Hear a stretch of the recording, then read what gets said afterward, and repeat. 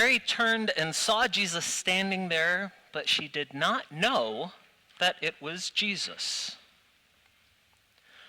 Why is it so hard for people to recognize Jesus after the resurrection?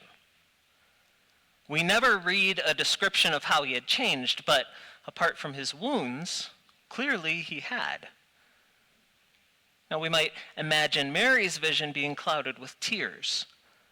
But what about the disciples that Luke writes about on the road to Emmaus later that same day? Or the apostles John and Peter when Jesus is cooking them breakfast on the beach, only a chapter after today's reading? Even his keenest students, ones who had already seen him after the resurrection, kept encountering him without realizing who he was. The honest answer to the question is that we'll never know. Without details that the Bible doesn't give us, it's impossible to tell. Yet that question remains.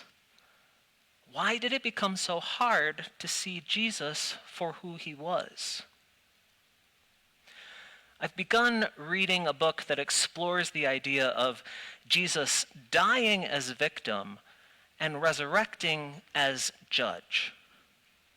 The thoughts are still new to me, but the gist, as I understand it at this point, is that Jesus, as someone who didn't respond to aggression and violence by lashing out in return, somehow absorbs and transforms humanity's curse. His innocence drew out our cruelty and hatred in such a way that he alone has the ability to distinguish between a person and their sin or failings. In consequence of that clarity, among other things, God has established him alone as humanity's mediator, the non-judgmental victim reborn as the non-judgmental judge. Just as we all share in the guilt of causing harm to others, whether intentionally or not, whether individually or under the guise of a broader society, Jesus then unites each of us through the harm others have caused us.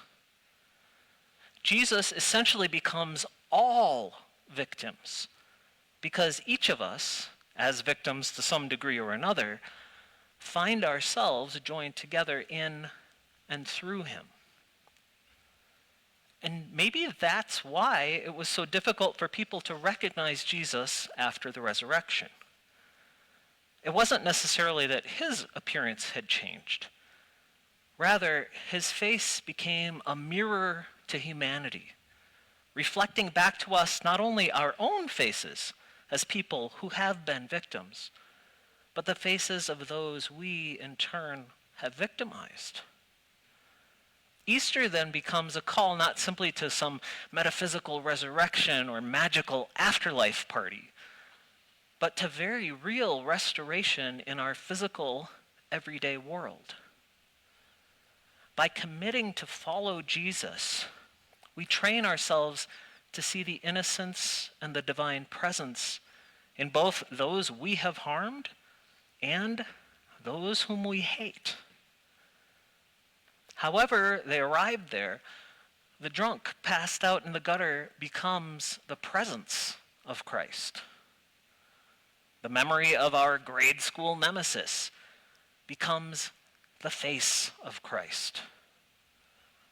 The voice of that coworker that absolutely no one can stand becomes the call of Christ.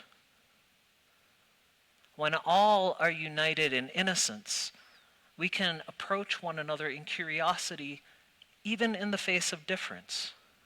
Each of us reflecting an aspect of Jesus to one another, as Jesus in turn collects and unites broken aspects of our individual selves as his one earthly body. Ignoring someone else's needs becomes ignoring my own needs. Harming the other reveals itself as violence against the self. Hatred of the other confronts us with an even deeper hatred of the self. In equal measure, though, unmitigated love for the other becomes compassion for the self. Encouragement for the other becomes motivation within the self. And in meeting someone else's needs, we find our own deepest needs met.